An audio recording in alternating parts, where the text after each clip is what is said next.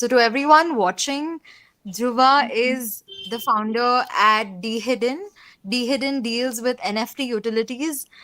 NFT is like a buzzword that a lot of us have been hearing. Dhruva is here to help us decode what the NFTverse really looks like and help us understand NFT utilities in particular. I mean, JPEG selling for millions of dollars. I know we want to be getting in on that. And what are the kind of utilities that these NFTs even hold? Um, and from a technical point of view, what does the implementation even look like? Why do they use blockchain? And these are some of the questions that Dhruva is going to help us demystify. And throughout the course, he's also going to be talking about various aspects, plus giving away bits and pieces of his profile as well, which is going to be interesting. So, Dhruva, completely over to you and have fun. Of course. Cheers, guys, and good evening for anyone, and good morning or wherever you are to everyone else. The reason I say good morning is that's customary in the NFT space. We say good morning to greet anyone because no matter where you are, it's morning somewhere. So that's the reason we do it. Uh, Again, jumping into NFTs straight away. Um, if you don't know what NFTs are, you're okay. It's I tell everyone it's the worst acronym in the history of humanity. Non-fungible tokens is really non-understandable. So I'm here to walk you through crypto, to walk you through a little bit of NFTs, and to show you how we're defining the future of it, and a little sneak peek into the potential of how far we can go with these things and actually make it useful. A little bit context about me: I'm Dhruva. I'm the co-founder of Dehidden. Let me share my screen so I can actually walk you through what I'm doing. So Dhruva, co-founder of Dehidden. Dehidden, we were here to make NFTs useful in society and in any place in technology. You can find me on Twitter or anywhere in socials. Twitter is where the NFT world normally exists. I'm Drew on Twitter. You can find Dehidden on Twitter too, on Instagram, and you can also find us on pretty much, and you can find our website and find us anywhere else. Um, a little bit, and let's jump straight in. So we're Dehidden. What do? We make NFTs useful. We do it in tons of ways, but basically we make NFT applications. NFTs can be useful in a tons of ways, but I'm going to give you a little bit of sneak peek. So let's jump straight right into it. And there's a fun little trailer we launched today. So let's check this out.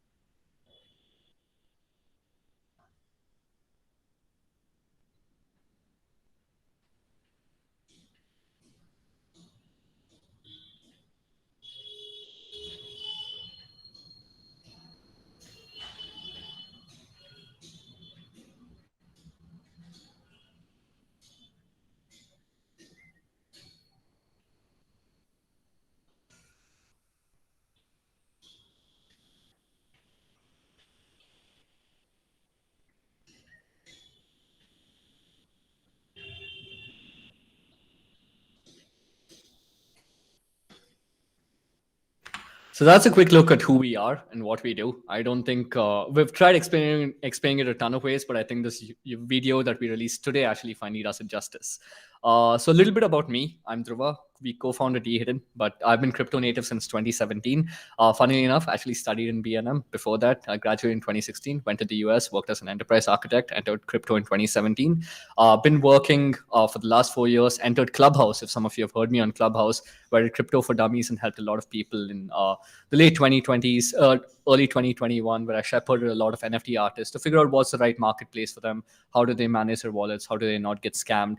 How do they do anything on the internet with NFTs? Then went on to helping communities and went on to helping startups. And I decided, wait, there's a common trend here. NFTs, people are still figuring it out, but there's tons of things we can actually do with it. And that's the thesis out of which Dehidden was born. And we've gone really far. We've made a lot of use cases work, and we've prove these concepts in reality, and I can't wait to share them with you. But let's jump into some basics right now. We talked about the acronym non-fungible tokens. Fungible, it's a word that's probably not been in our dictionary for many years. So what do you think fungibility actually is? Let's give a second, and I'll give like you guys 10 seconds to drop it in chat. I think you'll have tons of ideas, but curious to see what you find. Some people can think fungibility is probably having something to do with immutability or indiminishability. And there's, a couple of cool things we can actually do with it.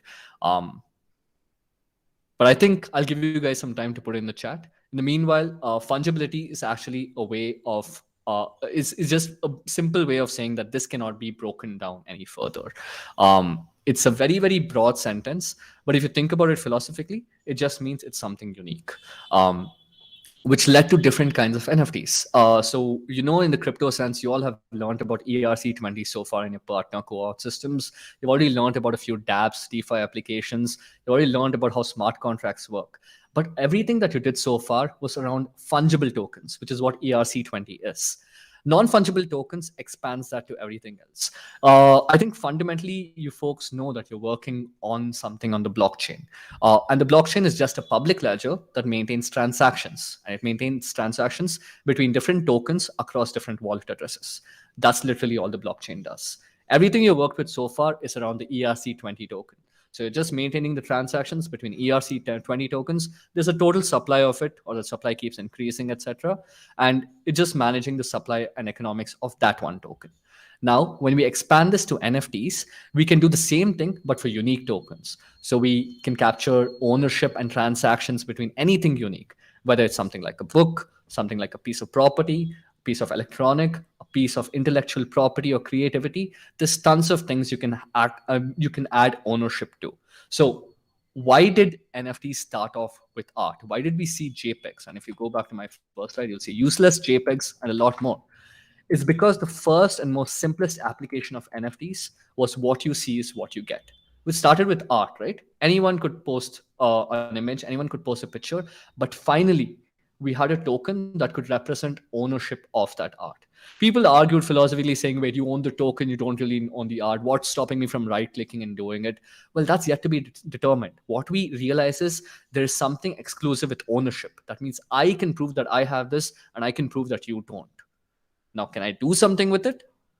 Not always, because art is collected only by collectors. And a famous person, Keanu Reeves, actually said that there's no use of art just being owned. Art also needs to be experienced, which is why if you think about real art like Mona Lisa or a Monet or anything like that, they're owned by large institutions and they're sent out to the public so people can experience them in many ways. That's literally how the art culture works. And that's finally decentralized to a point where anyone can own an exclusive piece of any art or any artist that they adhere to or they follow. And that created an entire patronage model around everyone else. So that allowed a lot of regular artistic creators just come on the blockchains and figure things out. Now, I've been a huge advocate of the independent music scene for a long time, which is where I understood that music won't really translate over that easily. It needs to be used in many ways. Like people need to be able to do things with your music. Art is what you see is what you get. You say you have this art, you have that. So that's where things get a little different. So when we decided that we're going to create something unique, it sort of opened up this entire gray area to say that, okay, this is anything that's just not purely fungible. So we've figured out all the economics of fungible models. We've done DeFi, etc. This token where I give you this, you give me this, it makes no difference. It's fully fungible. But then we finally have this way to tap into and tokenize anything which is unique, whether it's engagement, social relationships, products, services. We can have all of these tokenized. So we created different kinds of NFTs that could represent different kinds of ownerships. So the simplest one, starting with one-of-one collections. I have one piece. There's only one of it in the world. I own it, and only one person can own it. Simple ones. Then there's limited editions. Think about Nike shoes, right? Sometimes they come out with limited, or Supreme, or sometimes you get with limited editions. So you have multiple of them, but they're all limited in supply. So that's where it adds a degree of fungibility to these non-fungible tokens. So maybe there's 100 of them or 1,000 of them. It doesn't make a difference. But the fact is there's a limited supply to it, and we know only certain people can own it. Then there's tiered NFTs, where there's different degrees of NFTs, where you know that, okay, this next tier is definitely better than this one. Good example of this is basketball cards, or what you're seeing in tops, or even Pokemon cards, right? Where you collect them and you know that one is definitely more rarer than the other based on supply or based on demand. That's where economics come in. Now, all of these NFTs so far are NFTs that are traded, which is where there's a completely different side of NFTs called soul bonds, which is from Vitalik's actually recent white paper. So you should actually check out Vitalik's blog. Soul bonds is a concept of an NFT, which is something that's non-fungible, that is bound to your wallet address or your identity. So think of your cohort certifications, for example. Imagine there was an NFT that just linked your identity and your accolades, achievements, and results over time. That's soul bonds, which is why soul bonds plays very well with dynamic NFTs. NFTs that change over time based on external variables or even internal actions. So these are NFTs that can actually evolve and change over time. Then there's access NFTs or license NFTs. So again, coming back to the example of music, we know that music can't just be sold as a product. I mean, no one buys music anymore. You just go to Spotify and you listen to whatever you want. So imagine I give someone the right to license this song for a year or something like that. Bored Ape Yacht Clubs, an NFT project that I hope a lot of you have heard of, is revolutionary because it does that. It's a 10K collection of one NFTs, which gives everyone the ability to license out the intellectual property of their Bored Ape indefinitely with no cap. So every one of those Bored Ape characters, the people who own them, they're actually working on creating intellectual property and content and real world projects out of those IPs. That's license and that's access. And there's a really cool thing finally that we have invented called fidgetals, which is real world tokens that mirror NFTs or that create access out of it. And we're just scratching the surface and the tip of the iceberg. And we're super excited to have even discovered this so far. So still getting started in the world of the NFTs, but hope this gives you a little bit of a broader perspective to know that, we don't just have NFTs and fungible tokens. We have fungible tokens and then we have everything else that's NFTs. That's a cool part of it. Moving forward. So, what are the different kinds of NFTs? Oops, sorry, I didn't think I missed this out. But we have different kinds of NFTs, which are mainly for access. I'll walk you through a few applications. This is mainly for access, fidgetals, and outreach. The first one is access NFTs. Let's talk a little bit about how NFTs can give people access. So, say I have an NFT and I got it by engaging with something. Now I suddenly have access to exclusive content. So, say for example, I watched three Salman Khan Eid release films for the last 3 years. We know Salman by always puts an Eid release film. So I watched it for the last 3 years, and because I'm such a super fan, I get exclusive access to content. Maybe behind the scene of the next movie, services, maybe a 10-minute conversation with Salman Khan, or an experience where I get access a free ticket for the premiere of the next movie, and tons more where you can actually reward all these intangibles where people aren't just paying but they're contributing and doing things in many ways. Then there's fidgetals, which I just talked about. Actually, let's look at an example of access and how we've done this through Dehidden. By the way, you can find all of this on our Substack. We make sure we document and roll out a lot of the learnings we have so we can share it with the rest of the community and we can all build together. So we've written an article of the future of events with Web3 and how we do it. There's an example of how we actually do team meetings. We do team meetings in the metaverse. There's something called Build Space, where all of us just get together. We have an access pass to enter because we're all employees of Dehidden, and we have our meetings every week in the metaverse. We're also disrupting the events industry. We've already done a ton of events. If you've been to NS7 Weekender, something I used to set up back in the day in 2016, back in Bangalore, Shillong, etc. And now I have the privilege to, deliver NFTs to these events. So it's pretty cool. But you can come back to the same experience and concerts that you're going to, but you finally have a token that proves and gives you ownership of the fact that you were there. If you've seen one of those NS7 Weekender mugs that says I was there and you worn those proudly, then you understand what I mean. So you're giving people representation for doing real things. Why they're desirable? Because events finally understand who their audience is. They know how much engagement is coming out of it. And they don't have to tie that to the identity of a person. They know if 100 people are coming to this event this year and they're selling their NFT passes of that year to someone else next year. It doesn't matter who owns them behind. What matters is they understand that there are 100 super fans that they have, which is circulating and changing over time. Maybe I was a fan of NSN Weekender 4 years ago, and maybe I'm too old to go for concerts right now. You can't say. So I will pass on and have the ability to pass on that fandom to someone who I think will, cherish it and get something rewarded from it and will actually appreciate it, which then brings us to ticketing. Ticketing is the most easiest way to give people access to their NFTs. We all get tickets, and tickets is our gateway to any experience in real world. But converting that entire thing to NFTs is revolutionary because now we have a way to tangify every experience and engagement that we get with our audience. It helps us convert our audience into a community. The difference here is an audience is a one-way street where we put something out there and they consume it. And all our entire objective is that they consume it. But a community is more meaningful than that. It's a set of people where there's a two-way street where you give them something and you give them the ability to do something with it. So you're actually employing an audience who believes in you, and you're enabling them to help you out in different ways, whether it's marketing you, promoting you, helping get you sales, helping you develop your own art, or move it forward in a plethora of different ways. There's no monopoly on good ideas. And what we're doing through NFTs is giving people the ability to add different value vectors to make things useful in different ways. That's our entire thesis. Moving forward, swags and merch. Everyone loves swags and merch. I have a ton sitting around here. But the fact is, now we make swags and merch exclusive to the people who actually get there. We can do that through NFT tokens. So say I came to an event and I missed collecting my swag because I was just so busy meeting everyone. I felt a little bad because I'm like, I don't want to stand in this line to collect merch for like 1 hour and miss out the ability to meet a ton of people. So I'm going to go in there and actually, my NFT is the way for me to access my merch. So we have tons of ways where we do that through QR codes and give people exclusive merch through that.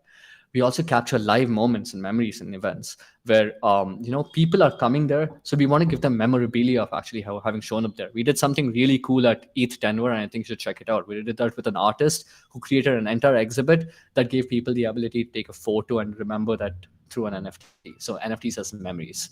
And we're creating an entire suite of applications that, hopefully anyone who's running an event or doing things like that can just pick it up and launch all of these different applications with it. Or hey, if you have an NFT already and you want to use your NFT as part of that larger community and run an event, you can come plug in these utilities and move forward. So we want to make it easily available to everyone. So that's the first piece, which is access. The second piece is really cool, which is fidgetals. It's something we've actually coined ourselves. A fidgetal is a bridge between the physical world and the digital world. So far, we've had a complete disjunct between something physical and something digital. You go buy something on Flipkart, you go buy something on Amazon, and you get the real world from it, and you have an order in the place. So one example of this is giving real world fidgetals to people. We did that at NFT Pune. We've done that at a few other events. We're actually developing a ton of other fidgetals too. A good example is this. We have our entire product line called Frames that we're doing at frames.dehidden.com, which you can also check out, which take you from URL to IRL, and you have different frames that you might have seen in the trailer. So we create different ways of creating real world scarcity derived from the NFTs, because finally we have to way to say that there's a limited amount of this and there's scarcity using the blockchain and having finality of ownership through that. So we can actually have real world things that are derived from that. So maybe if we're doing the next Supreme or Adidas launch, there's only 1,000 shoes coming out. We give people the ability to buy those shoes through NFTs instead of coming and standing outside and in the cold and having the risk of spreading COVID and doing things like that. We just give the entire global market an ability to buy an NFT, and the NFT then gives you the ability to get the exclusive merch. That's a fidgetal. So we have this entire model called Forge Fidgetal, which I think was part of your cohort tasks that we gave for you guys to think about how would you associate an NFT to a real world object, and that's how we do it. The logic behind that is it's a lot of Web3 and Web2 integrations, because a lot of these things are partly between Web3 and Web2. So I think a lot of the sweet spot of NFTs lies in Web 2.5, which is the bridge between Web3 and Web2. More on that a little later, but that's how we'll go about fidgetals. Finally, a very good third case of NFT application, which I talked about, which I slightly touched on before, is around outreach. You want to reward your community for like participating, for engagement, for contribution. So one really cool thing we're doing is we're working with Coinbase, which is coming out soon. And what we want to do is get more people into Web3 and into crypto. So if you know Coinbase, and if you've studied wallets so far, Coinbase is one of the biggest exchanges in India, in the world actually. And exchanges, as you know, they mostly maintain custodial wallets, which are wallets that they themselves handle. And we know that's not always in the spirit of crypto. Coinbase understands that too. They completely believe in financial liberty and financial freedom. So they had a pretty cool campaign where they're coming to India. We got to meet Brian Armstrong. We got to have a ton of cool conversations. And what we're doing is we're helping the entire crypto ecosystem onboard the non-custodial wallets, which is Coinbase wallets. So everyone, as part of this India campaign, who comes, creates a Coinbase wallet, has the ability to redeem an NFT for free. So just for trying out a Coinbase wallet and entering the blockchain and showing that you are trying something new and existing, we want to give people a reward of something tangible that we can then use to know that this was the first set of people who onboarded using the Coinbase wallet in 2022. The fact is, we're very early in the crypto space, and everything that we can tangify through experiences, engagement, or contribution is going to mean something big down the line, because these are still the early days of crypto. And we couldn't be prouder than to do this Coinbase partnership. I hope all of you get one. Please create a Coinbase wallet. It'll be coming out soon. It should be an easy peasy walkthrough, and I hope it'll give you an idea of how simple we make it for the end user to actually onboard onto Web3. So these are some of the three simple applications that we've created with NFTs, and hopefully the case studies gives you an idea of the logic behind it and the user journey of it. The most important thing of crypto is not making this completely logical or completely secure. The most important thing is to make it seamless for the end user, because NFTs has finally been the entry point for a lot of non-crypto native audience, and it is our responsibility and our duty to make this as simple and understandable to the end user as possible. I hope you'll finally understand what I'm talking about when you see the Coinbase example in a week. So that's the goal, to onboard as many people to crypto as possible without them knowing. By the way, a lot of these projects that we do, we also make it gasless to the end user. We know that every transaction requires a gas fees or a transaction fees from the blockchain. But what we do is we also take that burden off the user. We know it's hard enough for people to figure out how to create a wallet and connect to a network. So we want to take the burden of gas and actually having transferring some money on them. We just want to reward them for being there, for participating and engaging. So we make a lot of these things gasless. It's gasless for the end user, but there's always a gas, so we front the gas cost through smart contracts. So I've talked a little bit about the concepts. I've walked about a little of the case studies and how it's used. But you guys are in the cohort system, so let's talk about the tech that actually makes it happen. And this is where you probably want to take notes. And obviously, this slide is going to be shareable for everyone, so you can use this as a key reference for anything. NFTs are meant to capture anything which is not fungible, not purely fungible. So we have different token standards that have evolved and are still evolving over time. I'll go through the token standards one by one. And there are a lot of things, a lot of pieces of tech that actually make all of this work. Because like I said, NFTs aren't always pure Web3, or the entire user flow is not pure Web3. There's tons of things that were built in Web2 that we need to keep leveraging. Also, I tell people all the time, the utilities and applications in NFTs that we have found out, the way I see it, it's across three axes. The x-axis being everything on the internet. The internet has been developed for a long time before Web3 came anywhere. And it's stupid of us to just think that, hey, all of that is behind us. We're never going to care about that again. So we have an x-axis of applications on the internet, whether it's something as simple as, token gating an art piece, or, having an exclusive content hub, or having exclusive social network access, or having deep AI algorithms to NFT access, or having, machine learning algorithms put into it, or having AR and VR access through your NFTs. There's tons of things that already exist on the internet that we can then tap on with NFTs to create that exclusivity with it. Our y-axis of applications that we normally think about is the world of reality. Reality is being constantly redefined, and the way we look at the y-axis is all the way from the metaverse, which is our virtual reality, down to physical reality, which is why we have our physicals. We make our NFTs in a way that they can create objects and characters that you can plug and play in metaverses, and even assets in different ways. We're working with a lot of game companies and studios and even entertainment companies that want to translate their content into the metaverse. And then we also want to translate down to the real world to bring out physical scarcity, finally, to have a meaningful creator economy that translates across reality. That's the y-axis of things. And then there's a z-axis of things, which is social utility, which is what do we need as people to actually interact with each other as NFTs. Whether is it, do we need a fund? Do we need a way to vote with each other just based on the NFTs we hold? Do we need a way to create a community vault that helps hold our money and our funds? Do we need a vault for holding our NFTs? Maybe we're art collectors and we want to collect a lot of NFTs as a community, or like a museum would. So there's tons of things that we need through social governance and for social utility. And since these three are the axes, we have a 3D space of making things useful in so many different directions. We can mix and match, plug and play, and that gives us an entire world of the NFTverse and what we can do with it. So to make it tick, this is the tech that goes behind it. First, we have the token standard. So let's jump into it one by one. The most common standard that I hope you've all heard about is the ERC 721 standard.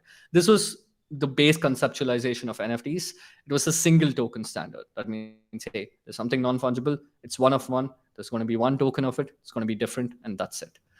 It was great, but then the more NFTs we created and the more easy it was to create one, the more congested the blockchain got and the more higher transaction fees got. So now if you want to send an ERC 721 on Ethereum, it's going to be super expensive, which is why layer twos and everything come into play and other mainnets.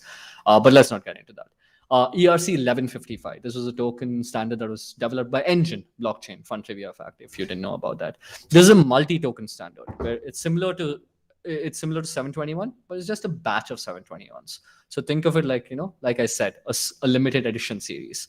You have 100 Adidas shoes that you can redeem, and it's one of 100 that anyone can redeem. That would be part of a 1155 token standard. So that's a multi-token standard. Then there's really cool things called composables, which is ERC 998. I'm not sure how many of you are old enough or have studied your blockchain history enough to remember Cryptokitties, but that was actually around the month I entered crypto in 2017. Cryptokitties was one of the first NFT projects that ever came out. It was a fun little project. Actually, let's open it up to give everyone else a quick look at it. So, because these kitties actually broke the blockchain. Um, so this project was a way for people to play games with NFTs. So you have these little kitties that you can create with NFTs, which are generative. They're done different ways, and you feed these kitties little food and little treats and stuff like that, and you give them a little character costumes and assets that make them evolve and do things, and you go and do stuff with it. So they created an NFT game out of it, and there were different kinds of NFTs. There were the cats, and the cats owned different things, which is where the concept of composability comes in. An NFT that can own other tokens, or that can say that, hey, this token also holds on to these tokens. So when you transfer this token, everything that is attached to it also moves along. That is composables. So the assets, the treats that are fed to the kitties, which are all different NFTs, are composables of the larger CryptoKitty.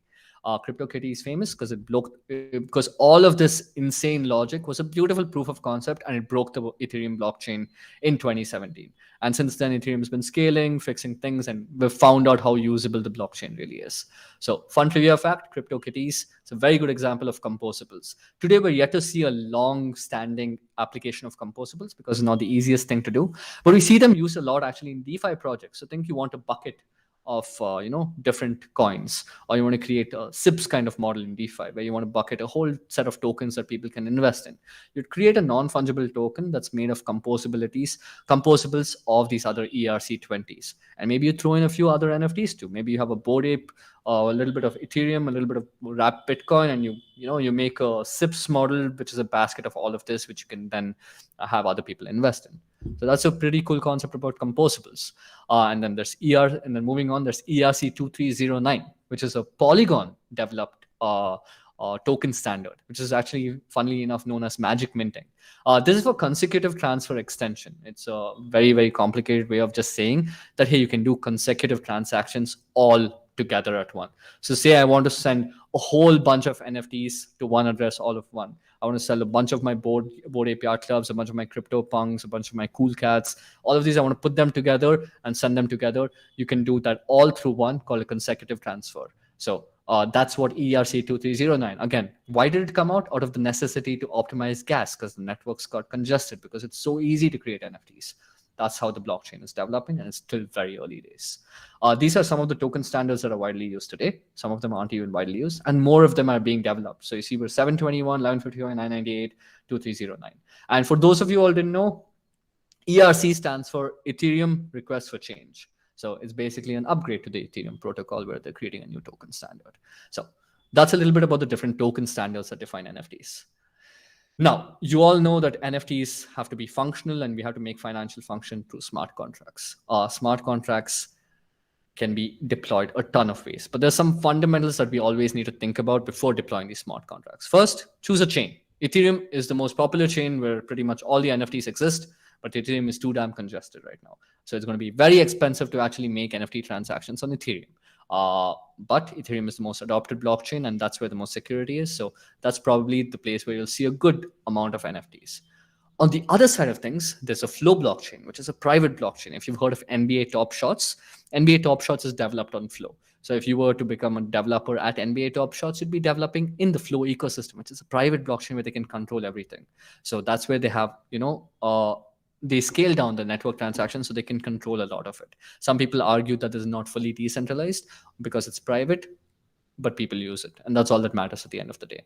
Then there's chains like Polygon, which is a layer 2 of Ethereum, which makes a very good use case, which says that, hey, we don't need to have all the transactions to happen on Ethereum. Let's commit our final transactions on Ethereum maybe once a week, once a month, once a day, whatever it takes, or once every 100 transactions or 10,000 transactions or however it might be, and make all the application level transactions happen on a layer 2, on a secondary system. So let me give you an example of this. Say I'm playing Cryptokitties, and say I'm feeding my kitty a treat and giving it a costume and giving it a little bit of a pet, and I'm engaging with it. I don't need to pay an Ethereum gas fee for each of these transactions. Each of these application level transactions can happen on a layer 2, like Polygon. And once it's done, once that CryptoKitty has evolved based on everything that I've done to it, that transaction that enables that, hey, this is the new CryptoKitty, can then go onto Ethereum blockchain, which then says, okay, that's a roll up to show that this is the final version of what the CryptoKitty is after all these application level transactions. That's the advantage of having a layer 2. Then there are a little bit more transactional effective blockchains like Solana.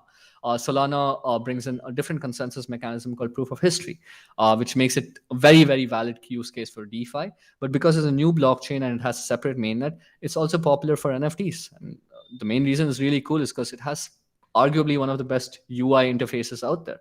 So Solana is a pretty good blockchain that people use too. And when we saw a trend of Ethereum being congested, Polygon being congested, the NFT wave sort of moved to Solana, and that created a whole new world of things. And then there's other blockchains coming up like Cardano, which is sort of trying to reinvent the fundamentals of these NFT token standards and what you can do with it in different ways. And there are obviously more and more coming your way. But choosing a chain makes it very important, because when you're stuck in a chain, it sort of prevents your NFT to go from one place to the other. Of course, NFT bridges can be a huge concept, but those aren't really sound solutions just yet. They're still being explored. So pretty much, if you're thinking of an NFT solution, should probably choose a chain and stick to it, at least for the next year or so for the time being.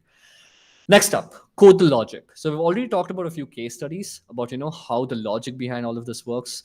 You always got to put yourself into the user journey. So you got to think, okay, what does the user experience? Then, okay, what's happening behind the curtains? What's the smart contract doing? Then you're going to say, okay, wait, the smart contract can't do everything. Then you're going to go behind the scenes and you're going to say, okay, I need to store some of this data on Web2 or have some of this off-chain, etc. So that's where you actually think about the logic and you go ahead and code it. The logic is very important because it completely dictates how your NFT application turns out, and it determines how the user feels about your utility of the application, which is why a lot of proof of concepts go into the phase of actually developing these things. And a lot of user empathy and user walkthroughs and user testing too. Next up, it's gas fees and optimization. Like I said, if you pick a network, you're going to get a trade-off of either having the best network with the highest gas fees or a smaller network which doesn't have much NFTs on it, but with a far lower gas fees. You always have a trade-off this way or that way, which is why gas fees and optimization becomes really huge, because if you want people to earn your NFTs for engaging without having to pay a gas fees, then you really got to take the burden of the end user. So one is actually taking that gas fees off and saying, I'll do it. The other is optimizing it, whether it's using a token standard like 1155 or 2309, where you can batch transactions, or whether it's, working with partners like Bioeconomy or someone else who's going to help you optimize these gas transactions. There are tons of ways to do this, or you can even figure out your own algorithms. Who knows? Maybe some of you on this video could probably figure out how to come up with the new optimization. There's no monopoly on good ideas and anyone can figure it out, but it's important to try and test that. And finally, there's security and stress testing. I tell everyone and a lot of people, I know Solidity, I can write a smart contract, but there's a huge difference between being able to write a smart contract and being able to write a good smart contract. A good smart contract will not have security vulnerabilities, cannot be hacked, cannot be taken advantage of or manipulated or exploited in any way. Which is why security is very important. We ensure that one of our engineering team always has a cybersecurity expert, and we do a lot of stress testing. You will not believe the amount of bots that are running on the blockchain. I mean, of course, it's the internet of money and everything is automated and everything is a financial transaction. So it's pretty blatantly obvious that, everyone's going to try and exploit this as much as possible. It's public, which is why security and stress testing is very, very critical and important for your NFT project launches. And then finally, everything we've talked about is completely in the Web3 world. But NFT projects don't completely exist just in the Web3 world, which is why web development has a lot of things. Wallet connects. Think of what wallets your end users are using. Do they even have a wallet? Do they need some kind of wallet onboarding? Do they some cool options of that is using Morales or using Taurus? I'm not sure if any of you have tried all of those, but those are some cool examples you can try. Then there's a Web2 backend that sometimes you might need. If you're doing like a lot of transactions and you need to pull some of the data and you need to have a backend infrastructure to fall back on, it's very important to also establish a Web2 backend to that. So having a good understanding of your Web2 infrastructure is very important because you might need to augment and support some of this through other facilities and resources on the internet. And then most critically is the front end integration. When you simplify the front end and you have all of these things going on in the back end, you want to ensure that your front end is very responsive, it's very fast, and the user is always engaged to the journey. And it's a very simple and seamless journey that at the end of the day, it just feels like magic. It's like, wait, that was it? And I got this, and cool, and now I can get a reward from this. That's what we want our users to feel at the end of the day. It needs to be like, it shouldn't be an effort. They should actually get an NFT just for engaging, and they should earn it that simply. So these are the different pieces of the tech that actually make it tick. A lot of things to consider and a lot of things to put together to actually make the entire project come together as a whole. Now you can get started in a ton of ways. The good thing about being in a decentralized space like crypto, NFTs, blockchain, etc., is that you can start as small as you want, go as big as you'd like, and you have a plethora of opportunities out there that you can take advantage of and do it. Funnily enough, no one in our Dehidden team is doing just Dehidden. They're always doing something else. We're all doing something cool. Even me, in my free time, I told you I was an indie. I supported the indie music scene. So I have another startup on the side called Culture Co, where I'm trying to make NFTs useful through independent musicians and their experiences and their events that they do. Because that's my hobby, that's my passion, it's my project. So everyone's doing something else, and it's very easy to add value and to contribute in any way you can. I tell all my community and all my artists, making an NFT is the easiest thing ever. You can go to OpenSea, you can click on create, you can connect you don't even have to connect your wallet. You can sign up using your email ID, it'll create a wallet for you. You can use that and you can just mint an NFT. Your first new NFTs to mint on OpenSea now I think are free too. Last I checked. Which was many months ago. But it's super simple to create an NFT these days. But selling an NFT is hard. Everyone says, okay, I made an art, I uploaded my JPEG, but who wants it? What's the demand?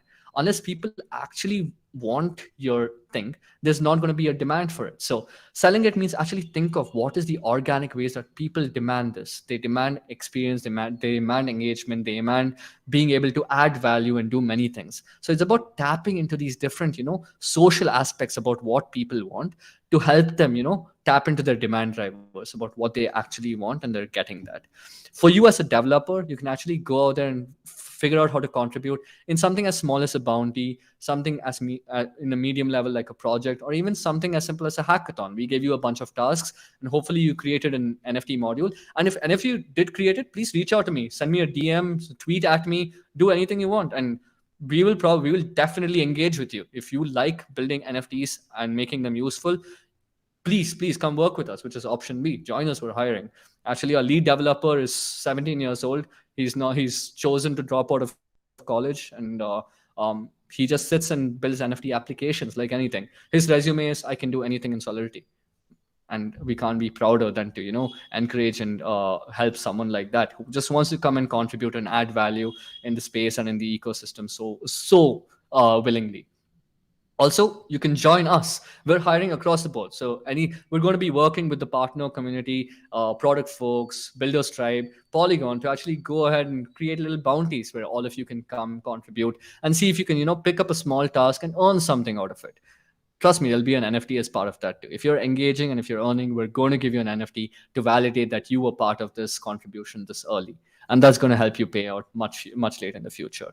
You can also come and do internships with us if you're good enough. We're always welcoming internships. Interns who can come with us. We're going to set up a hacker house in Bangalore. We're going to get all our interns together who can learn from each other and contribute even in 1 or 2 months, because you can do a lot in crypto in 1 or 2 months and then get back to your lives. And then finally, we obviously hire full-time positions with industry standards too. We have an insane team and we do a lot of global deliveries. So we'd love for people to join our team.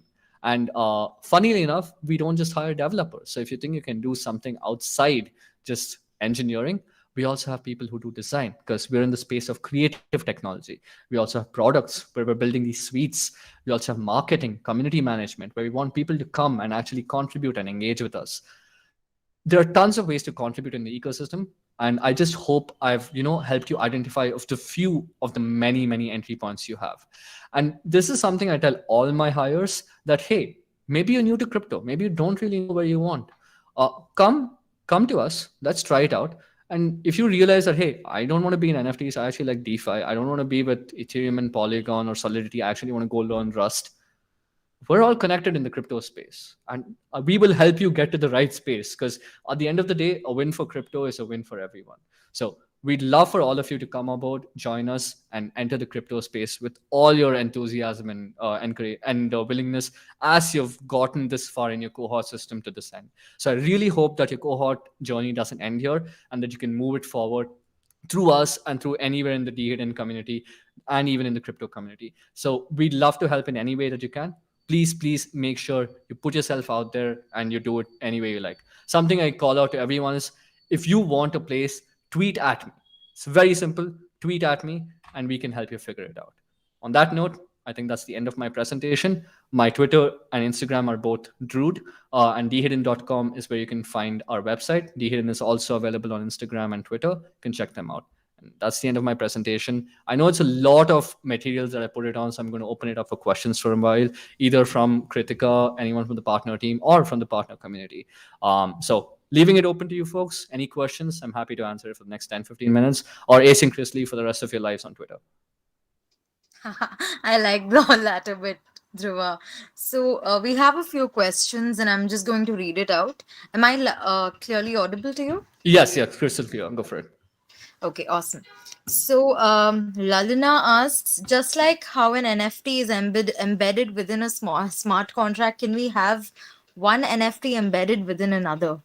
Yes, that is the point of composables, and I'm glad you brought that up. It's such a unique thing, and people are still trying to figure it out. Um, ERC 998 is a subcategory of 721. So an ERC 998 can hold like 721s plus 20s. So like I said, you can definitely have an NFT that owns another NFT, but it's a different token standard that you'll need to use, and you'll have to figure out how to you actually make it applicable in a specific use case. But really cool question. If you have an idea for a composability project, who is this from? This is from Lalina, and you can find her on Partner Discord. I'm going to give you the Discord ID as well. Awesome. And Lalana, if you have a cool idea about composabilities, I'd love to hear it, because composabilities is going to be a huge part of the future, and everyone's trying to figure it out. So, Dhruva, give us one example of like a composable project. I know you did cover earlier, but if you can spell out one or two more examples to absolutely. help understand that, it'll be easier. Composabilities are actually making waves in the GameFi space, because if you think of GameFi space, it's all about assets interacting with each other and doing other things. So CryptoKitties was a very old example, but if you've heard of Axie Infinity, which is a very popular game that came out last year, Axies are very similar to that, where you feed Axie other things, etc. And there's a whole portion of composability that happens behind the scenes around that. Other things that you can think of with entertainment are, say you have an album, and that album is made of different songs. So you have an album that's made of different broken down composables. There's tons of things that you can think about it, but nothing has completely clicked as much as it has in the GameFi sense, because GameFi is the easiest way to make it like intuitive and seamless. So I think that's a good example. Thanks, Dhruva. So another person, Rohan, has asked us, can you predict the worth of NFTs in future? I mean, also because as humans, we want to be able to predict a lot of things. So can you predict, and if so, how? You can try. We don't know if your prediction is going to be right. Who knows? You might click out. It depends on how risky you are and how you can be. The predictability is not high, because if it was predictable, you'd be able to figure it out. I think there are a few rubrics based on which you can actually think of, how to predict the value of an NFT.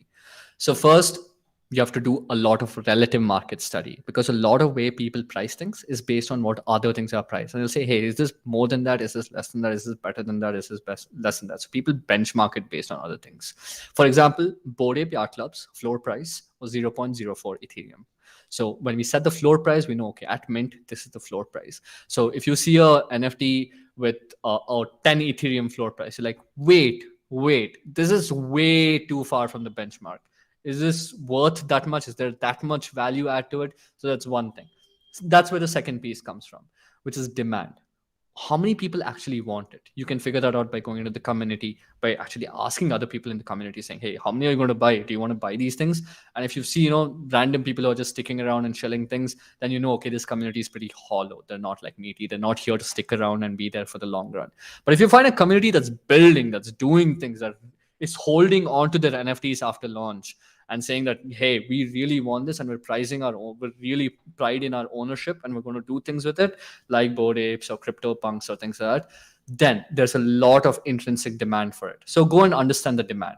And then the third thing, which is where we come in, which is understand the utilities. A lot of NFTs right now say, hey, we're going to drop off NFT with the promise that your NFT can do this, that, etc. You're going to get exclusive access to events. You're going to get free merch drops. You're going to get access to the new conference, etc. So you have tons of things that they promise in the roadmap, which is where you need to look at the team, their ability to deliver on these things. You need to maybe look a little bit about the code and see, hey, are these promises hollow, or can these guys actually keep up to it? Are they promising the moon, and do they have like no one to develop on it? Do they have the funds to do all of those things? So that's about understanding how they're making these NFTs useful, and if they can actually deliver on those promises. So I think these three rubrics should sort of give you an idea of it. And the fourth thing that I would say, keep it on the side, is you should like it, man. Whether you can predict it or not, I think if you like the NFT, you should take it. I think it's that simple. True. Thanks for that answer. And Dhruva, I have a question. So, Absolutely. what the difference between token utilities and fungible token utilities and non-fungible token utilities? That's something that I need your help with understanding. And another part of I think an extended question of sorts is, do crypto taxes in India apply to NFTs as well? And how so? Why you do this to me, Kritika? Sorry. Okay, first question first. Utility tokens. So to set the fundamental, all cryptocurrencies are meant to be utility tokens. So if you think about it, the reason that cryptocurrency arose was because of the global economic landscape. Before crypto, or rather outside crypto, we have a few world currencies. If you think about the world currencies we have sovereign currencies. Each currency is, indigenous to a certain sovereign nation. Some sovereign currencies are even accepted abroad. Like for example, if you go to Indonesia or somewhere, they'll probably accept your US dollars, which is not indigenous to Indonesia, but it's globally adopted and accepted. So that's where sovereign currencies come in. There's also a lot of things called as trade currencies. So there's something called, I don't know if you've heard of the petrodollar, which people use just to facilitate trade of petrol across borders and stuff like that.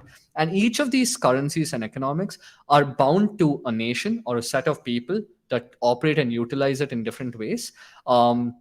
And figure out ways to trade it, and each of them manage their economics in their own way. So if COVID hits and the US government says, okay, we're going to print out 1.3 trillion more US dollars, then that's part of their policy. They have the control to do it, and they're going to inflate their supply.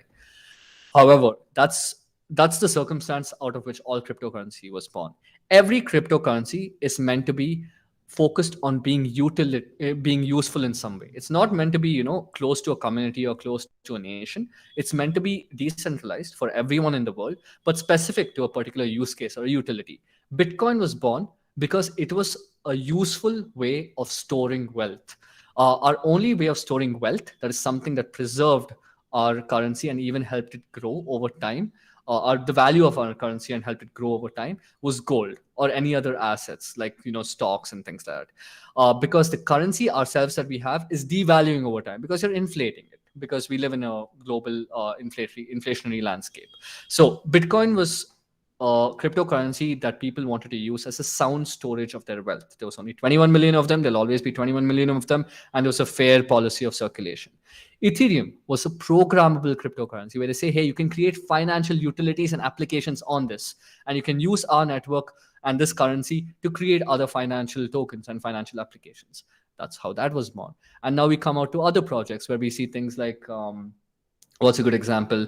Filecoin, which is meant to only store your files in a decentralized storage, completely made for that utility. So all cryptocurrencies are actually utility tokens, but NFTs are easy to understand because they started off with just ownership. It started off with just exclusive ownership because there's a limited amount of it. But that then obviously, like every other token in cryptocurrency, then spreads to utility. So in short, every token needs to be useful. Every cryptocurrency has to be useful to succeed. And NFTs at least are useful in the terms of ownership at the base level, and everything beyond that is open to your imagination and with the help of Dehidden. So Thanks, Dhruva. So are NFTs as tradable as crypto? I mean, like, just I know the fundamental difference. There's a fundamental difference in philosophy, but the whole, but I mean, I'm coming from, let's say, saying that maybe a small portion of the people um, trade a lot in NFTs just to hike up the value, right? So, they do. what are your takes on that? It's a very, very fundamental difference in how these two markets operate. So fungible markets have a lot of liquidity, and people say any IC or any cryptocurrency launch needs to have a lot of liquidity backing it. Because if you want people to trade, there needs to be a circulating supply of liquidity for people to be able to actually make those trades. Which is where I'm sure you've probably learned a little bit about LPs, which are liquidity providers, automated market makers, etc., which enable all of these DeFi components behind. If you haven't learned about it, I would suggest you take a look into it. On the other hand, NFTs, because they're so limited in supply, and because each non-fungible cannot be compared to another one, because that's the core principle of non-fungibility, you result in very illiquid markets. Illiquid markets lead to many things. It means it's a completely different side of things where prices can be a lot more volatile because there's a lot more people demanding it and there's a lot shorter supply. So people can do different things with it. There's this entire school of thought called Austrian economics, where people will find more value into holding that token than to use it because there's so little of it, and they're like, okay, the value will go away if I just use it and do something with it. So they say I'll hold on to it rather than use it. So that incentivizes them to not utilize that token. So there's tons of different psychological trends that happens and sociological trends that happens in the NFT market. But the main thing to understand is it's quite different. There's also a concept of fractionalization that's coming up where people are trying to say, okay, we'll break down this NFT into a bunch of fungible tokens, which brings in that liquidity to trade it and do it back. So say, for example, that's very good for price discovery and it's healthy. So say, for example, there's a Bored Ape, and the Bored Ape goes from 10 Ethereum to 100 Ethereum over the course of 6 months, which it did. That's a very illiquid way of things to rise because there's only 10,000 Bored Apes which are being traded. But imagine if each of those 10,000 Bored Apes were fractionalized to create an ape coin with a supply of a million. That would create a certain liquidity in the market, which would help trading happen. So there's tons of ways for these things to happen, but they're essentially two different markets with two different fundamentals, and there are different ways to join and work with these two markets. Absolutely. Thanks for walking us through the socioeconomics because anytime, I mean, the tech might look very easy to implement for somebody who has like a tech background. The reason I wanted this particular question to be asked specifically also because it's important for people to tie back the usage every time back to socioeconomics. So thanks for walking us through. And we have one Just a quick question. point before the last question. I always tell Oh, people, NFT started with art, which was ownership.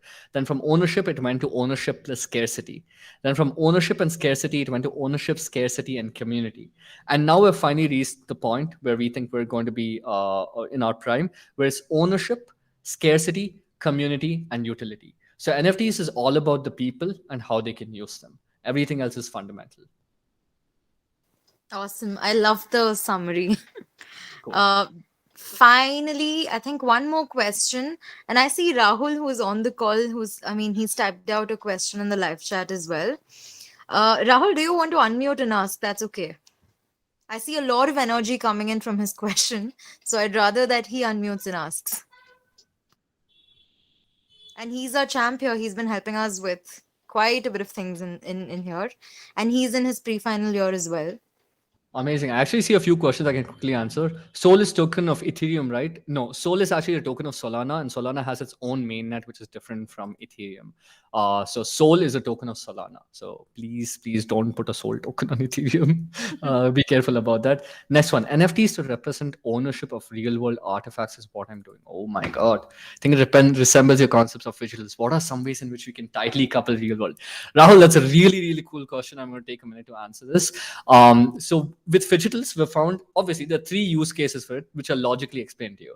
One is decoupled connections. So I have a fidgetal, I have a digital NFT, and I can derive fidgetals from it, which are unrelated and unconnected. So if I have an NFT, I can maybe mint 10 pieces of merch that I can give away to my community and my audience, or I can choose to keep it or whatever. But it's derivative. And if I move to and pass on those physical items, it doesn't, do anything with the NFT itself.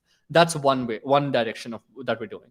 The other direction is you get a physical token and you can redeem NFTs off of it.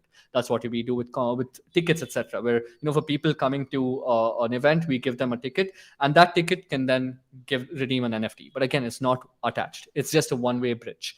And then, of course, finally is the one-to-one tethering. One-to-one tethering is actually easy in concept, but very difficult to implement. It's very easy to say, okay, this is a real-world item, create a SKU or some way to track it, and this is the NFT for it. And there's some way that you can associate them with a real-world identifier. The hard part with maintaining these artifacts is creating an institution or a body of trust that enforces this movement, that says when the NFT is transferred, all right, we'll ensure that this real piece artifact is also traveled with it. That's what a lot of art institutions actually do with it, and they do it for their exclusive one-of-one pieces. So we had a project that we were brainstorming with the Van Gogh Museum, where they wanted to do that with a very important piece, where they wanted to create an NFT of it and ensure that they themselves would authenticate and enforce the movement of the art and the relationships with that NFT. So that's the social part of it that you really need to think about. But really cool question. Awesome. We're on top of the hour. So if somebody else has questions, I'm just skimming through. But otherwise, anything else you want to share, Dhruva, on your at your end? No, like I said, guys, I love that there's so many cool questions coming out. I'll quickly try to answer them. If you don't mind me staying back, Kritika, we can do that, or I can even just go on Twitter and answer some of these questions. No, definitely we can. I think I'd read out a couple of questions to you. Absolutely. And the point is, I think we don't want the conversation to end here, right? I think you've reached a really cool part of your journey where you have tons of questions, you have tons of curiosity. And what I want for everyone to do is just use this as a base camp to take yourselves to the next level and actually go out and do things. The partner cohort system has taught you a lot of valuable stuff, but please don't let it stop right here. Please go out into the real world, and I hope you can do things with these NFT projects. And if you can't figure it out yourselves, come out to us. I'm always happy to help. Anyone from Dehidden is happy to help. And the crypto community is pretty friendly as it is. So please feel free to reach out to anyone. That's just what I'd leave everyone with. Absolutely. And I completely resonate with Dhruva's thoughts. Like I've always kept mentioning time and again, please continue your proof of concept to each of the problem statements that you all are working on. And anything NFT related, the hidden community is amazing. And the work they've been doing is too good. I think I've showed you all some of the visuals. Dhruv, I've actually done this. Oh, cool. Without your permission, I've showed some of the It's visuals public. that You you all don't need our have put permission. together. Thank you. Yes. Thank you for So, helping us. You know what? I yeah, think you've I've earned an promoted you NFT. all even We should before give you an knowing. NFT, Kritika. Thank you. Yeah, so I think I'm glad I earned an NFT here on Cheers. call. But yeah, essentially they've seen a couple of your, little bit of work that Dehidden has done, and also what Cope Studio has done. So yes, I've been introducing that as a part of the cohorts as well, here and there. Amazing. Looking Thank you, forward to Kritika. having y'all actually jump in and do more sessions with us, of course. And to with the broader crypto community, we're looking forward to work with. And for the folks who've attended today, thanks a lot for taking out the time. And do not stop here. please continue your proof of concept. We're here, partners here to support you, and Dehidden here support you is here to support you, and the entire crypto community is here to help you move ahead. So feel free to leverage, and yes, you can tweet to Dhruva, and also on Partner Discord server. Feel free to be engaged, and we can of course get you connected to the hidden folks and the other folks as well if you want to work with them. And we're doing deep skill deep dive sessions as well with UX UI, tech, as well as community building. So do register for that, and we can have follow-up sessions, and the rest I will communicate with you all over the rest of the sessions. But thanks a lot again for joining in, and Dhruva, thanks a lot for taking out time on a Tuesday to do this for us. Hey, happy to help. Anything for the community. Awesome. All right then. Bye. Have a good Thanks. rest of the day. Thanks, everyone. And send your questions over on Twitter. I think I posted a tweet about this event. I think if you can just comment down there, I'll answer all your questions there. Cheers, everyone. Thank you. Cheers.